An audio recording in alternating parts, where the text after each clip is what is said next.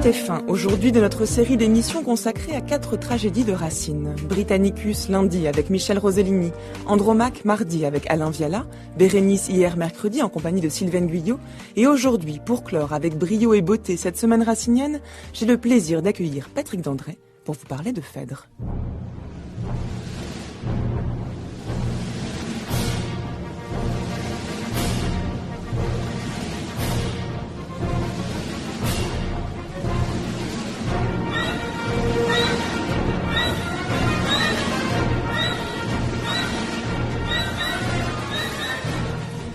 Phèdre, fille de Minos et de Pasiphaë, la seconde épouse de Thésée, qui a eu d'un premier mariage un fils dénommé Hippolyte. Or Phèdre est maladivement amoureuse d'Hippolyte, d'une passion noire et d'autant plus destructrice qu'elle ne peut l'avouer sans s'exposer aux sanctions morales de l'inceste et du vice. Déchaînement pathétique et emphatique, courroux impitoyable et suicidaire, Phèdre est d'abord et avant tout une pièce sur le silence et l'invisible, le silence de celui qui sait, par vertu, baisser les armes du langage et l'invisible de l'action qui viendra mettre fin à ses jours. Phèdre ou comment le théâtre donne d'autant plus à voir qu'il sait se taire pour, nous dit Racine, mieux instruire.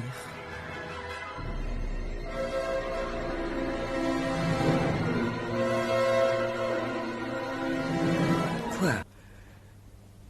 Tu vas ouïr le comble des horreurs. J'aime. À ce nom fatal, je tremble, je frissonne. J'aime. Qui ? Tu connais ce fils de l'Amazone, ce prince si longtemps par moi-même opprimé. Hippolyte. Grand Dieu. C'est toi qui l'as nommé. Bonjour Patrick Dandré. Bonjour Adèle. Bienvenue sur le Nouveau Chemin. Merci. Vous allez donc nous parler de Phèdre aujourd'hui. On vient d'entendre un extrait de la scène 3 de l'acte 1 où le personnage de Phèdre, ici interprété par Ludmilla Michael, avoue à Œnone, sa suivante, sa confidente, Œnone ici interprétée par Nathalie Nerval, son amour pour Hippolyte. Et dans cette scène, qui est une scène d'aveu, nous est donné à entendre le décalage entre la réalité et les mots que l'on peut utiliser pour nommer cette réalité. Décalage surprenant dans la mesure où chez Phèdre, on a l'impression que c'est le fait de nommer la réalité qui est plus douloureuse, puisqu'elle dit qu'elle préférerait mourir que d'avouer ce qu'elle ressent. En quoi elle a une excellente intuition, car la libération de la parole va libérer les fureurs, elle emploie le mot fureur, qui vont déchaîner l'action. Il faut peut-être d'ailleurs rappeler en 2 mots cette action pour nos auditeurs qui pourraient ou l'avoir oubliée ou ne pas la connaître. On sait que Thésée, le père, le mari, est cru mort, et Phèdre, son épouse, ne va pas pouvoir s'empêcher de déclarer sans y prendre presque garde, presque malgré elle, sa flamme adultérine et incestueuse à son beau-fils Hippolyte. Ce sera à l'acte second. Or Hippolyte, qui aime Aricie, fille d'un ennemi mortel de Thésée, ne va pas oser au retour de Thésée, car évidemment Thésée va revenir, accuser sa belle-mère, ni avouer son amour coupable pour la jeune fille, pour une jeune fille qui est l'héritière d'une famille honnie par son père. Trompée par Œnone, qui est la nourrice et la confidente de Phèdre que nous venons d'entendre, Œnone qui accuse Hippolyte du crime même de Phèdre, Thésée va maudire son fils. Et un monstre marin va être délégué par Poséidon qui va accomplir cette malédiction, alors même qu'Hippolyte fuyait le courroux de son père pour épouser Aricie. Phèdre, qui va être déchiré par cette mort, en même temps par sa culpabilité et par ses remords que nous entendons déjà au moment où se libère la parole, va avouer ses fautes et mourir, rendre l'âme en scène. Voilà donc l'action. Et on voit qu'ici, le premier aveu, enfin ce n'est pas le premier, car Hippolyte, précédemment, dans la toute première scène, a avoué à Théramène qu'il aimait Aricie. En parallèle, on voit que Phèdre avoue à Œnone qu'elle aime Hippolyte. On a l'impression que les aveux et les rôles, d'ailleurs, sont parallèles entre ces 2 personnages qui, au départ, étaient tous les 2 nommés dans le titre. Lorsque Racine a créé la pièce, elle s'appelait Hippolyte et Aricie. Donc, Phèdre libère par cet aveu le flux de l'action. Et elle le fait, vous parliez, j'ai entendu, de pathétique, en même temps de d'emphase. Elle le libère dans un type de relation avec sa confidente, une relation, je dirais, dénivelée, qui est assez caractéristique de l'origine de la tragédie. Si on peut faire un tout petit retour vers le passé, la tragédie est née en transition entre l'âge du mythe, en Grèce antique, et l'âge de la philosophie. L'âge du mythe, le mythe, la fable mythique, elle va en incarner, la tragédie, les grandeurs, les grands personnages, les protagonistes dans des personnages de tragédie qui sont plus hauts que le commun. Et elle emprunte à la philosophie déjà, enfin, ce que va être la philosophie dans quelques années, celle de Platon, le système du dialogue dénivelé, c'est-à-dire le dialogue de celui qui sait, et puis d'un cœur, si vous voulez, d'un cœur un peu profane, de gens qui ne sont pas au même niveau, si vous voulez. On entend bien cette dénivellation du dialogue. Œnone est dans le quotidien, dans l'immédiat, c'est elle qui va assurer l'action, c'est elle qui va faire que ça avance, c'est elle qui va calomnier Hippolyte. Finalement, Phèdre, elle n'agit guère, elle parle, c'est tout. Nous sommes au théâtre, la parole est, comme on dit, performative, c'est-à-dire qu'il suffit de parler pour que l'action se déclenche. Et cette conjonction du mythe et de la philosophie fait que nous entendons un dialogue qui pourrait être un dialogue du quotidien entre deux personnages, et en même temps, nous sommes dans une dimension mythique, et Phèdre a une hauteur de cothurne de différence par rapport à sa confidente. C'est-à-dire qu'à la différence des autres pièces dont on a parlé cette semaine, Britannicus, Andromaque et Bérénice, ici le sujet n'est pas tant historique que mythologique. Phèdre est un personnage mythologique. Oui, oui, et cela change tout. Phèdre est né à la conjonction de deux traditions qui sont des traditions l'une religieuse, c'est le culte d'Hippolyte qui avait été condamné et qui était mort dans la Grèce antique et mort pour sa chasteté, par respect pour sa chasteté, par respect pour son culte pour Diane, jusqu'à la mort. Les jeunes filles lui vouaient d'ailleurs leur chevelure. Et puis ce thème a croisé un autre thème mythologique qui est l'affaire de Thésée, d'Ariane et du Minotaure, hein, ce personnage étrange né des amours de Pasiphae avec un taureau. Et les amours donc d'Ariane et de Thésée ont amené l'abandon d'Ariane à Naxos, et puis c'est la sœur d'Ariane, Phèdre, qui va devenir l'épouse. Et à ce moment-là, se greffe sur cette seconde tradition, si vous voulez, le thème que l'on connaît aussi, qui est celui de la marâtre amoureuse de son beau-fils, qui peut être d'ailleurs l'inverse, le beau-fils amoureux de sa marâtre. Et c'est le croisement de ces deux thèmes qui va constituer la tragédie que les anciens vont déjà intituler tantôt Hippolyte, tantôt Phèdre, parce qu'ils sont tous les deux héros à part égale, en quelque sorte. Et puis, Racine va récupérer la double tradition de l'Hippolyte porte-couronne d'Euripide et puis de la Phèdre de Sénèque, s'inspirer de l'une et de l'autre, surtout de l'auteur latin, mais tout en disant qu'il s'inspire plus de l'auteur grec, peut-être est-ce plus chic. Et de la conjonction des deux, il va tirer deux inventions. La première qui est cette absence de Thésée dans laquelle s'engouffrent les aveux, qui vont constituer l'action de la tragédie. Et puis, de notre côté, l'invention du personnage d'Aricie, qui va permettre de mettre un peu de faute dans le personnage d'Hippolyte et un peu d'indulgence dans le personnage de Phèdre. Phèdre étant jalouse, cela explique qu'elle ne dénoncera pas la calomnie dont Hippolyte est la victime de la part d'Œnone, parce que la jalousie l'empêche de parler. Et puis, d'un autre côté, le personnage d'Aricie, une ennemie de son père que l'on aime, ça rend Hippolyte non pas coupable, mais disons en situation de culpabilité vis-à-vis de Thésée. Et ça explique que ces deux personnages sont en difficulté vis-à-vis de celui qui représente le fléau de la balance, l'empêcheur d'aimer, en quelque sorte. Oui, comme le dit lui-même Racine en reprenant Aristote, de ces personnages ne doivent pas être parfaits pour pouvoir provoquer un effet de pitié de la part des spectateurs. Ils doivent être ni complètement coupables, ni complètement innocents. Et c'est pour ça qu'Hippolyte, le digne et vertueux Hippolyte, qui tait la culpabilité de Phèdre pour la sauver aux yeux de son père, donc de Thésée, qui est l'époux de Phèdre, lui-même est coupable de quelque chose, puisqu'il est amoureux d'Aricie, et cet amour est interdit par les lois même de la cité. Mais vous avez quelle influence réellement est-ce que la dimension mythologique de la pièce a sur la dramaturgie, sur l'écriture? Puisque vous m'avez dit, lorsque je présentais le personnage de Phèdre comme étant tout fait d'emphase et d'exagération, voire d'hyperbole, vous disiez oui, mais c'est parce que c'est un personnage mythologique. Est-ce la raison, véritablement? Puisque l'influence de la mythologie, on la voit au sein de l'enchaînement de la pièce elle-même, puisque les dieux interviennent dans la pièce. C'est par l'intervention de Neptune qu'Hippolyte va mourir. Phèdre elle-même se sent coupable, mais elle dit qu'elle n'est pas à l'origine de son mal, puisque c'est les dieux qui l'ont punie en la faisant ressentir cela. Donc, est-ce que la dimension mythologique n'est pas plutôt présente au sein de l'enchaînement des événements de la pièce que dans la manière qu'ont les personnages de s'exprimer? Cette tragédie est un modèle somptueux d'horlogerie. C'est une chose qu'il est difficile de résumer en 40 minutes ou 50 minutes. La mythologie, Racine, comme de tout ce qu'il touche, en use d'une façon infiniment complexe et infiniment variée. La mythologie, c'est un ornement, mais c'est un ornement à finalité. Ce que vous appelez son emphase, c'est simplement un décalage de langage. Il y a un langage qu'on pourrait appeler le racine, qui est un idiolecte, dans lequel amour se dit flamme et culpabilité se dit noir, si bien que Phèdre peut dérober au jour une flamme si noire, ce qui en français est absurde, mais en Racine est parfaitement logique.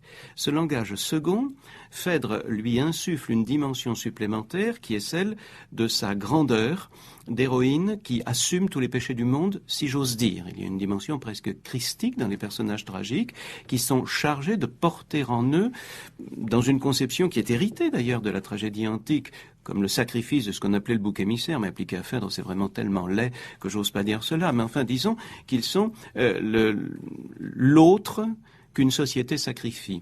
Et la dimension mythologique nous aide par cet écart, par cette distance prise, à pouvoir observer dans notre quotidien, dans une intimité, une intériorité qui est celle de l'amour, mais exprimée sur une scène qui est toute décalée, qui est celle de l'ostentation mythologique, les ravages de la passion, et en même temps la naissance de l'individualité dans un monde, le monde occidental du XVIIe siècle, où le nouveau roman, Madame de Lafayette, les nouveaux moralistes, La Bruyère, La Rochefoucauld, ont aidé la société à pratiquer une nouvelle étape dans cette marche vers la subjectivation des consciences qui a commencé avec Socrate, qui a continué avec les philosophes autour de Sénèque, qui va se trouver chez Montaigne et qu'on va trouver donc au XVIIe siècle. Et l'admirable tension qu'il y a en Phèdre, c'est qu'elle parle le langage sophocléen, le langage même du mythe, dans ce qu'il a de plus immense, de plus intense, de plus incommensurable, et qu'en même temps, à travers ça, elle dit une chose que Racine n'avait pas possibilité de dire dans l'outillage linguistique qu'il avait, c'est-à-dire le fort intérieur en proie à quelque chose qui ne se nomme même pas chez Racine, mais que nous reconnaissons, qui est le désir. Le désir, c'est-à-dire l'effroi, la fureur dans l'intimité, dans le fort intérieur, il fallait le dire. Et comment le dire? Par ce bricolage qui consiste à emprunter les images, les noms des divinités, les fables de la mythologie, les enfers, etc., pour dire cette chose, mais que nous nommons autrement, mais également à travers des métaphores, et qui est l'intrusion d'une altérité au sein de soi, qui fait que l'on n'est plus soi-même, parce que le désir, c'est une maladie qui vous prend, je sais pas, c'est comme un microbe ou comme un virus. Je crois que c'est cela que dit, dans un langage qui nous paraît effectivement un langage de l'extraordinaire, c'est cet ordinaire que Racine découvre. Et pourtant, Racine fait de cette pièce, selon ses dires, c'est ce qu'on trouve dans la préface donc à Phèdre, non seulement sa meilleure, il juge que c'est sa pièce la plus réussie, quel bon juge, mais également la plus vertueuse. Et donc il est étonnant de voir que c'est pour exprimer, pour essayer de nommer ce qui ne se nomme pas, comme vous dites, le désir, et donc cette façon qu'a l'homme d'être asservi à une force qui ne lui appartient pas, mais qui le contraint dans ses faits et gestes, et donc ce recours à la mythologie pour exprimer ce désir, que ce sont par ces détours-là que finalement il propose la pièce la plus vertueuse. Et donc on est là, effectivement, par rapport aux autres pièces en tout cas, on a une dimension morale bien plus forte. Une dimension éthique infinie. Est-ce qu'on retrouve là, par exemple, l'influence du jansénisme? Oh, quelle question, quelle immense question. Bon, dont on a peu parlé cette semaine, c'est pour ça qu'on peut en dire. Oui, autant faire l'impasse. Oui, le jansénisme, disons plus largement l'augustinisme, qui imprégnait plus largement que la petite secte janséniste, qui imprégnait une partie de la pensée des moralistes et dans laquelle Racine, dans la pensée de laquelle Racine a été formé. C'est vrai que ça a pu laisser une incidence. Je parlerai plus largement d'un pessimisme qui, notez-le, peut être expliqué aussi par le fait que Phèdre se passe à une époque où la révélation n'a pas eu lieu. Et on peut toujours lire Phèdre et les dieux de Phèdre à travers cette bifocalité. D'un côté, ce sont les dieux de l'Antiquité auxquels plus personne ne croit, donc il est parfaitement normal que lorsque Phèdre avoue, elle ne se confesse pas, car elle n'a pas le sang du Christ pour l'avoir sauvé, et donc son aveu ne s'élève pas en sacrement de confession. Mais de l'autre côté, on peut très bien lire Phèdre comme une transposition allégorique, et à travers les dieux de l'Antiquité, lire un dieu de la Bible lu sous une perspective un peu étrange, disons que c'était la lecture de Mauriac. Phèdre est une malheureuse qui ne sait pas qu'il y a un Dieu qui est mort pour elle, et donc Phèdre ne sait pas que elle pourrait être sauvée si son aveu et son remords, elle entendait et pouvait le sanctifier. Donc, il y a, je crois, ici, chez Racine, qui n'est pas un paradoxe près, quelque chose de vrai tout de même dans cette préface qui parle de vertu. La vertu, c'est peut-être de montrer les ravages d'un amour qui n'est pas un amour sanctifié en Dieu. C'est un amour qui est uniquement charnel, c'est un amour viscéral. Il y avait beaucoup de viscères dans la Phèdre de Sénèque. Il y avait beaucoup de mythologie dans la Phèdre, sans doute, de Sophocle que nous avons perdue et celle d'Euripide. Racine fait un mélange des deux, et entre, disons, l'en bas viscéral qui était chez Sénèque, et puis l'en haut cérébral, peut-être, qui était chez Euripide et tout de vertu, il y a cette position intermédiaire qui est que Phèdre est humaine et trop humaine.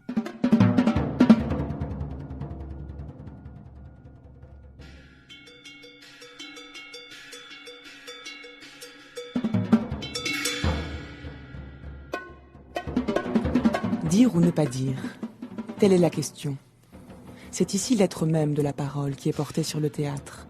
La plus profonde des tragédies raciniennes est aussi la plus formelle. Car l'enjeu tragique est ici beaucoup moins le sens de la parole que son apparition. Beaucoup moins l'amour de Phèdre que son aveu. Ou plus exactement encore, la nomination du mal l'épuise tout entier. Le mal est une tautologie, Phèdre une tragédie nominaliste.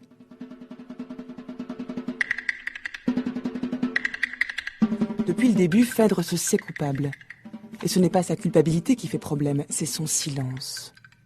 Il s'agit d'un silence torturé par l'idée de sa propre destruction. Phèdre est son silence même. Dénouer ce silence, c'est mourir. Mais aussi mourir ne peut être qu'avoir parlé. Avant que la tragédie ne commence, Phèdre veut déjà mourir, mais cette mort est suspendue. Silencieuse, Phèdre n'arrive ni à vivre, ni à mourir. Seule la parole va dénouer cette mort immobile, rendre au monde son mouvement. Le jour n'est pas plus pur que le fond de mon cœur. Et l'on veut qu'Hippolyte est pris d'un feu profane. Oui, c'est ce même orgueil lâche qui te condamne. Je vois de tes froideurs le principe odieux. Phèdre seul charmait tes impudiques yeux, et pour tout autre objet ton âme indifférente dédaignait de brûler d'une flamme innocente. Non, mon père. Ce cœur, c'est trop vous le sceller, n'a point d'un chaste amour dédaigné de brûler. Je confesse à vos pieds ma véritable offense. J'aime, il est vrai, malgré votre défense. Aricie, à ses lois tient mes vœux asservis. La fille de Palante a vaincu votre fils. Je l'adore, et mon âme à vos ordres rebelles ne peut ni soupirer, ni brûler que pour elle. Je l'aime, ciel. Mais non, l'artifice est grossier. Tu te fais un criminel pour te justifier.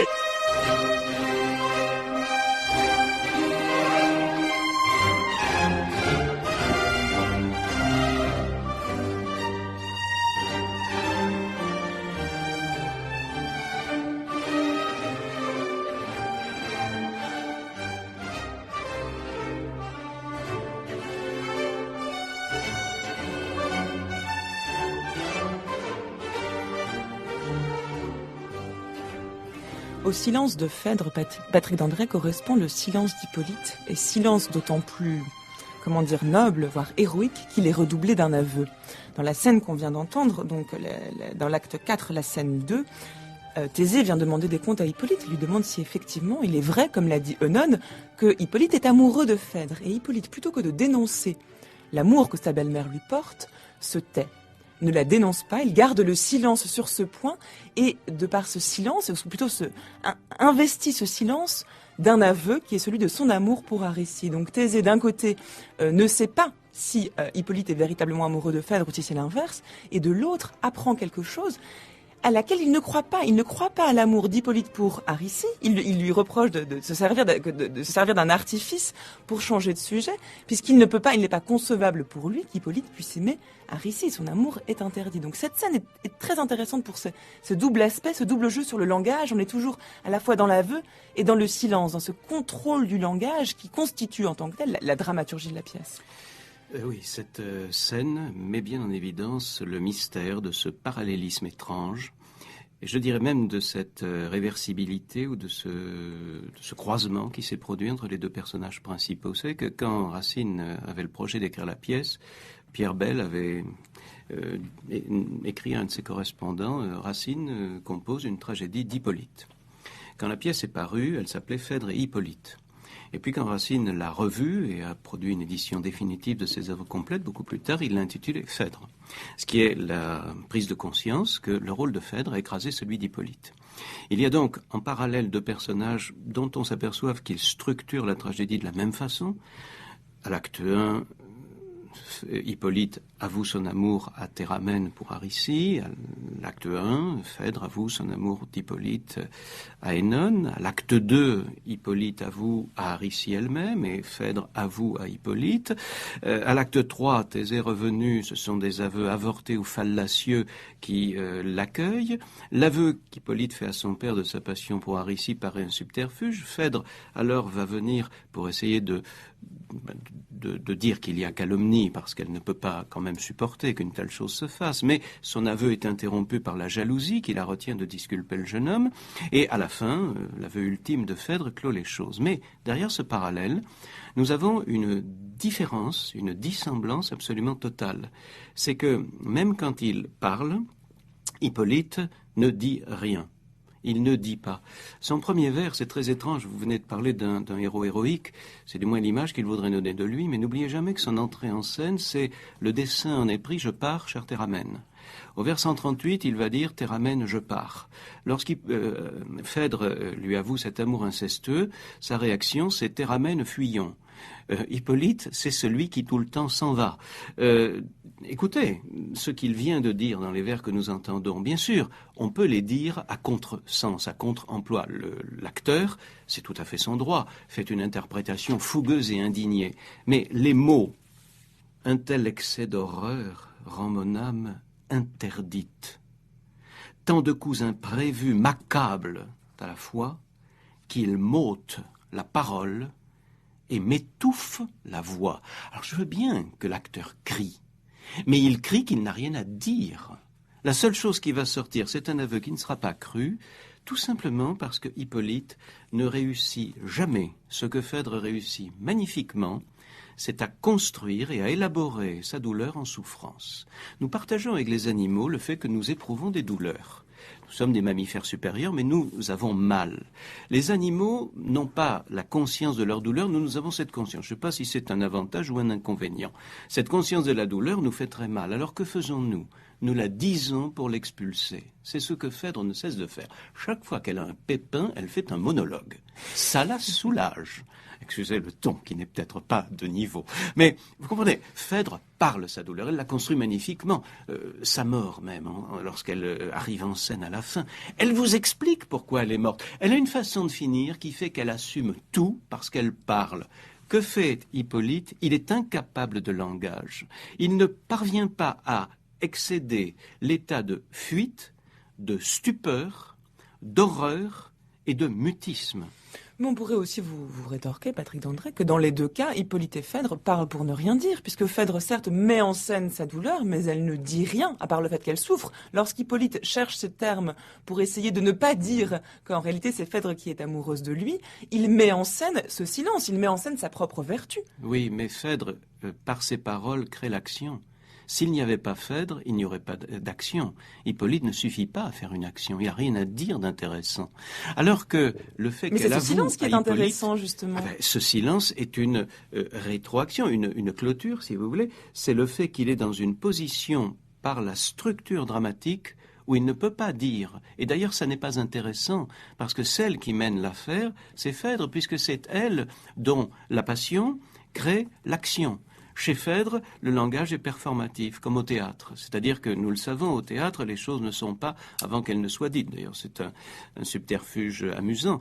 Nous croyons que Phèdre crie parce qu'elle a mal, mais en réalité, nous savons qu'elle a mal parce qu'elle crie. Donc la parole est première. C'est la parole qui fait l'action. Il n'y a que parole.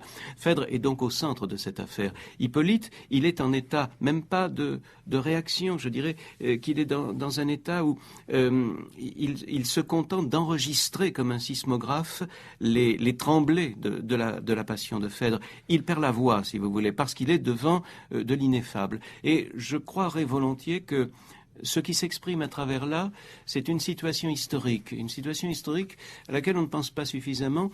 Hippolyte est dans un âge, alors je sais, les personnages de tragédie n'ont pas d'âge, ils sont dans des postures et ils changent d'âge selon les paroles qu'ils prononcent, mais il est dans un moment de l'existence où il est à la fois en fonction de roi dès que Thésée est mort, et il est pourtant en situation d'enfant puisqu'il est tenu en lisière. Il est dans une suggestion terrifiante. Il a au-dessus de lui un père, Volage, dont il veut, par l'image qu'il souhaite développer de lui-même, compenser en somme la faute. Il est le fils d'une mère sauvage dont il veut, par la chasse, par la brutalité de sa personne, qui d'ailleurs ne correspond pas véritablement à son être, incarner l'image. Il est soumis à une marâtre qui, elle, est d'un âge supérieur. On me dira, ils ont le même âge. Non, elle est mère, il ne l'est pas. Donc il fait partie des jeunes et elle fait partie des vieux, quel que soit leur âge. L'âge ne compte pas dans cette situation, c'est la structure qui compte. Donc il est soumis à cette marâtre et il est soumis de surcroît à un précepteur. Il est dans un âge où on n'a pas de liberté. Il exprime ce drame qui est celui de l'adolescence. Alors il a des images à fournir. Et ces images, il ne parvient pas à les incarner. Il ne donne plus dans la sauvagerie, il trahit. Il trahit sans le vouloir. Et c'est le mot magnifique de Théramène, avouez-le, tout change. Et depuis quelques jours, on vous voit moins souvent orgueilleux et sauvage, tantôt faire voler un char, etc. Bref, il change. Et que se passe-t-il ? Il n'accepte pas ce changement. Il n'accepte pas ce changement tellurique et qu'on ne voit pas, parce qu'il est occulté par la passion incestueuse de Phèdre, qui est qu'en lui un homme né au sein de l'enfant. Ses jouets ne l'amusent plus. Il ne fait pas voler un char sur le rivage, il ne sait pas rendre docile au frein un coursier indompté. Bah oui, il devient adulte. Alors vous faites, Patrick d'André, de l'adolescence d'Hippolyte les raisons de son inaction et de sa trahison malgré lui. De par le silence qu'il propose à Thésée, en réalité, il donnerait les éléments pour comprendre que c'est Phèdre qui est amoureux de lui. On pourrait voir ça aussi d'un autre angle, qui est celui, peut-être que c'est cette inaction, cette absence de maîtrise du langage qui n'est pas égale donc à celle de Phèdre, serait peut-être le prix à payer de sa vertu. On pourrait avoir une lecture plus morale de son attitude et penser que c'est la vertu qui l'empêche de parler et qu'en réalité il ne trahit pas Phèdre par ce silence. Et surtout, je reviens sur ce que vous disiez avant, puisque vous dites que Hippolyte par sa parole n'agit pas. Alors que Phèdre, elle, lorsqu'elle parle, agit. Elle a un rôle déterminant à jouer dans le déroulement de l'action au sein de la pièce. Mais en vérité, Phèdre ne fait que parler. C'est elle qui agit véritablement. C'est Énone, c'est sa suivante. C'est elle qui a l'idée de mentir à Thésée, de faire croire à Thésée que Hippolyte est amoureux de Phèdre et non pas l'inverse. Et c'est à cause de ce mensonge qu'ensuite Thésée ne saura plus qui croire et commettra une erreur. Il y a une erreur qui est centrale au sein de cette pièce, puisque Thésée croira que c'est Hippolyte le coupable. Et là, c'est Énone qui agit, ce n'est pas Phèdre. C'est le quiproquo fatal, oui. Et vous pourriez même ajouter le plaidoyer en disant que c'est pas la faute de Phèdre, puisque c'est la faute de Vénus. Et c'est la faute de son ascendance. Alors pourquoi ? Tout simplement parce que la tragédie peut être prise à travers deux regards. L'un qui est le regard psychologique, qui est ce qu'on veut nous faire croire. Puis l'autre qui est le regard de l'analyste et qui est comment c'est construit. Et c'est construit en fait de telle manière que le personnage de Phèdre, qui est accablé par quelque chose que les contemporains trouvaient très très vilain. L'un d'entre eux avait écrit « L'idée d'inceste glace les cœurs ». Alors, qu'a fait Racine ? C'est un peintre, Racine. Donc, il a ajouté quelques touches d'ombre pour que la laideur de la couleur avec laquelle il peint Phèdre ne soit pas trop forte. Alors, on va utiliser Énone, c'est commode, mais tout le monde sait bien que la faute retombe sur Phèdre dans la mesure où elle n'avait qu'à dénoncer la calomnie d'Énone. Pourquoi ne le fait-elle pas ? Parce qu'elle est jalouse. Donc, je veux bien qu'Énone ait accompli l'acte. Les confidents, les serviteurs accomplissent les actes. Un roi peut toujours dire « c'est pas moi qui ai tué mon ennemi, c'est peut-être pas Henri III, effectivement, qui a tué le duc de Guise, mais enfin, peut-être qu'il était un peu à l'origine de la chose. » Vous savez, ce sont ces idées qu'on laisse filer sans y paraître. Et donc, même s'il y a eu cette erreur, même s'il y a eu le quiproquo, car Thésée n'avait qu'à aussi s'informer un peu mieux. Donc, de toute façon, il y a eu des fautes de tout le monde. Il n'en reste pas moins que la faute ontologique, la faute essentielle est en Phèdre, parce que Phèdre est tout amour. Et Phèdre a, et c'est la puissance merveilleuse de Racine d'avoir compris cela, Phèdre a cette attitude vis-à-vis du désir qui fait qu'elle l'extériorise. De nos jours, on dit du vilain mot qu'elle l'externalise. Le désir, c'est l'autre en elle. C'est Vénus tout entière à sa proie attachée. Que dit-elle à la fin? C'est l'horrible Énone qui a tout fait. Mais bien sûr, elle n'est pas coupable. Vous allez me dire, parce que c'est une sale personne. Pas du tout, c'est pas une sale fille. Simplement, elle est devant cet embarras que Racine a admirablement compris, qui est que, désirante, elle pense que ce n'est pas elle qui agit. Quelque chose agit en elle. L'aveu, elle ne le fait pas. C'est à l'intérieur d'une image labyrinthique l'aveu qui se fait alors qu'elle ne voulait pas le faire. Et elle le dit. J'étais venue pour dire autre chose. L'aveu à Énone ou l'aveu à Hippolyte? À Hippolyte. Il y a deux aveux. Oui, l'aveu à Hippolyte, l'aveu dans le labyrinthe. Quand elle imagine qu'au labyrinthe, avec lui descendu, elle se serait avec lui retrouvée ou perdue. Il comprend, lui. Et il lui dit qu'il en est choqué. Que répond-elle? Mais j'ai rien dit.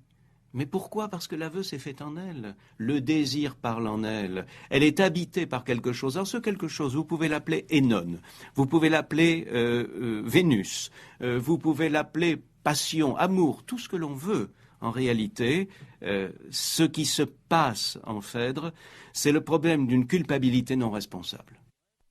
Je vois de votre amour l'effet prodigieux. Tout mort qu'il est aisé est présent à vos yeux. Toujours de son amour, votre âme est embrasée. Oui, prince, je languis, je brûle pour t'aiser. Je l'aime, non point tel que l'ont vu les enfers, volage adorateur de 1000 objets divers qui va du dieu des morts déshonorer la couche. Mais fidèle, mais fier, et même un peu farouche, charmant, jeune, traînant tous les cœurs après soi, tel qu'on dépeint nos dieux, ou tel que je vous vois. Il avait votre port, vos yeux, votre langage. Cette noble pudeur colorait son visage lorsque de notre crête il traversa les flots. Lorsque de notre crête il traversa les flots, dignes sujet des vœux des filles de Minos, que faisiez-vous alors? Pourquoi sans Hippolyte, des héros de la Grèce assembla-t-il l'élite? Pourquoi trop jeune encore ne pûtes-vous alors entrer dans le vaisseau qui le mit sur nos bords? Par vous aurait péri le monstre de la Crète, malgré tous les détours de sa vaste retraite.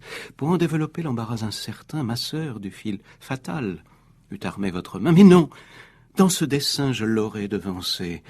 L'amour m'en eût d'abord inspiré la pensée.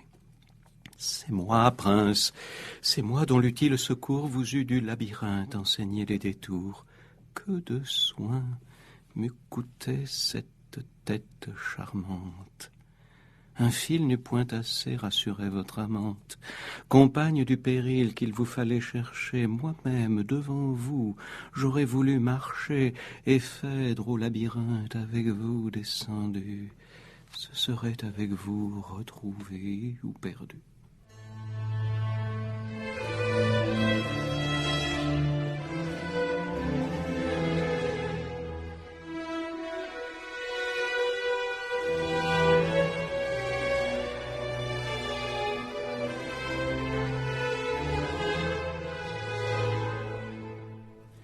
Ludmilla Michael, puis Patrick Dandré dans l'interprétation de Phèdre. Patrick Dandré qui est donc mon invité, et non pas seulement le lecteur de Phèdre que l'on vient d'entendre. Donc vous venez d'interpréter le deuxième aveu de Phèdre, cette fois-ci non plus à Énone, mais à Hippolyte, avec cette image du labyrinthe que vous évoquiez juste avant.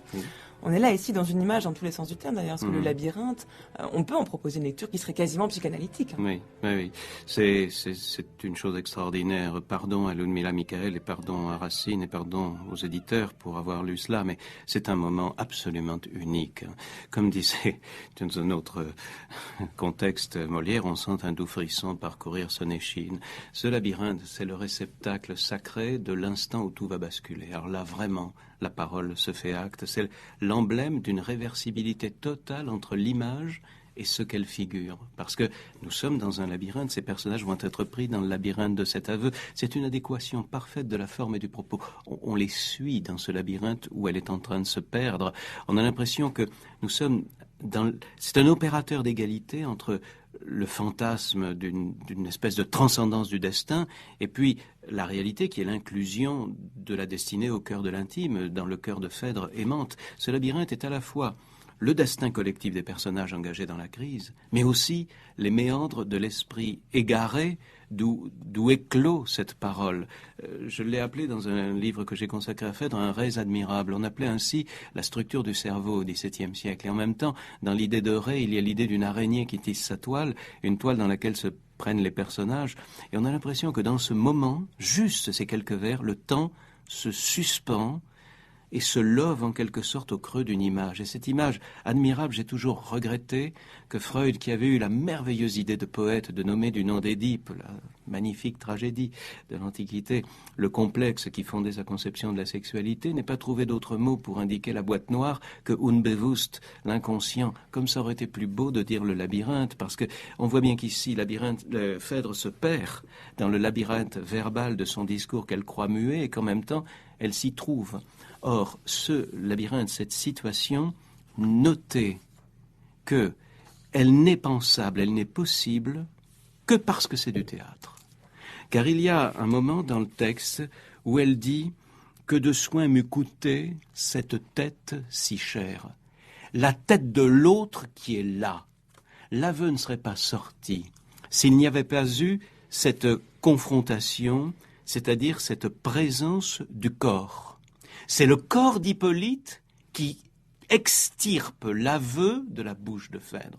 Le fantasme est possible parce qu'elle substitue à l'image de Thésée l'image présente, charnelle, et c'est du théâtre, donc c'est un corps, l'image incarnée d'Hippolyte. Nous sommes ici au moment où le théâtre, dans une espèce d'acmé de la signification, rejoint son essence, c'est-à-dire l'incarnation, Dieu sait qu'il y a de la chair dans ce passage, l'incarnation qui permet à la parole de se faire chair, le vertige d'une image fallacieuse à laquelle on se confie en quelque sorte, le piège de cette métaphore qu'elle croit opaque ne peut fonctionner que parce que Hippolyte est présent.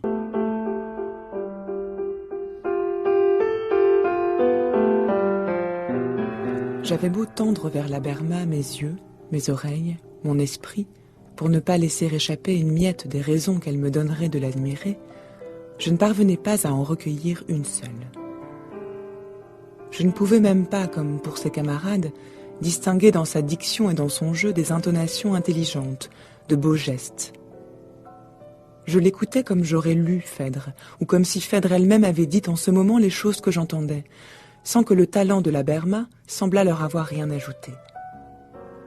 Elle passa au rabot d'une mélopée uniforme toute la tirade d'Hippolyte où se trouvèrent confondues ensemble des oppositions, pourtant si tranchées, qu'une tragédienne à peine intelligente, même des élèves de lycée, n'en eussent pas négligé les faits.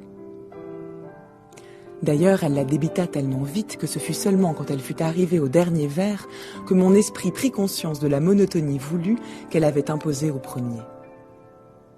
Enfin éclata mon premier sentiment d'admiration. Il fut provoqué par les applaudissements frénétiques des spectateurs. N'importe, au fur et à mesure que j'applaudissais, il me semblait que la Berma avait mieux joué.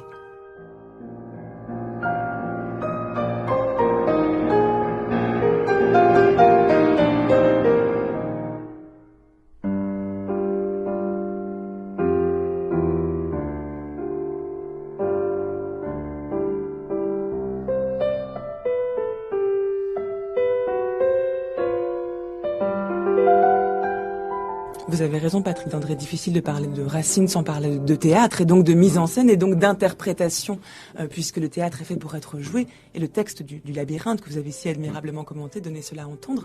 L'incarnation d'un texte dans une personne, c'est le jeune narrateur dans la recherche du temps perdu, ici dans l'ombre des jeunes filles en fleurs, qui fait l'épreuve de la déception totale devant laquelle que le fait vivre la Berma, cette actrice dont les talents étaient enloués et qui, lorsqu'il la voit interpréter la pièce de Phèdre, ne correspond absolument pas à ses attentes et lui fait faire une des premières épreuves déceptives d'ailleurs qu'il lui donnait de vivre. Oui, et en même temps quelle magnifique intelligence dans la compréhension de ce qui se passe lorsqu'on saute de la lecture à l'incarnation. Ce qu'évidemment ne comprend pas le narrateur, mais que comprend l'auteur, Proust, et qu'il veut nous faire comprendre à travers la déception ingénue et un peu saugrenue de son personnage, c'est évidemment que le suprême art de l'interprète consiste à ne rien souligner des perfections du texte pour laisser, par cette discrétion qui est le sommet de l'art, le texte agir sans le souligner, pas de pléonasme, une interprétation pléonastique évidemment, et je n'ai pas été très heureux toujours des extraits que vous avez donnés, qui étaient un peu, comment dirais-je, en force. Je pense que Phèdre peut appeler une interprétation beaucoup plus discrète, et je dirais un effacement progressif de toutes ces marques. J'ai envie de dire à propos des interprétations trop chargées que ces vains ornements, que ces voiles me pèsent, qu'elle importune main en formant tous ces nœuds a pris soin sur mon front d'assembler mes cheveux, qui sont les 3 vers que Phèdre prononce en arrivant en scène, et qui sont, là encore, pour reprendre ce que je disais tout à l'heure, des vers d'une comédienne qui ne veut pas qu'on l'ait attifée pour jouer Phèdre. Quelle est l'importune main qui a formé des nœuds? Et le mot nœud, cette idée de l'enchevêtrement, donc du labyrinthe, quelle perfection aussi. Cette importune main, quelle est-elle? C'est celle de Racine, évidemment, c'est celle de l'auteur qui oblige le personnage à jouer ce qu'il a joué. Et quand Œnone répond naïvement que la reine a elle-même prêté la main à cette parure, Phèdre sait bien qu'un autre a tramé les nœuds de cette action fatale. Et l'a tramé si admirablement que je voudrais peut-être terminer par cette remarque presque de mathématique. Elle concerne un personnage dont nous n'avons pas encore beaucoup parlé, qui est le personnage de Thésée, mais qui mérite qu'on le signale. Vous savez que la pièce, c'est l'astuce de Racine, repose sur l'absence de Thésée, sur son départ, sur l'idée qu'il est mort, et puis il revient. Et dans la dernière version, celle que Racine a revue, je suis sûr qu'il ne comptait pas les vers. Sa pièce fait 1654 vers. L'annonce du retour de Thésée est au vers 827. Exactement au milieu. Exactement, au milieu. Et effectivement, le retour de Thésée est un retournement Oui, dans tous les sens du terme. Le diptyque, la charnière, c'est la perfection.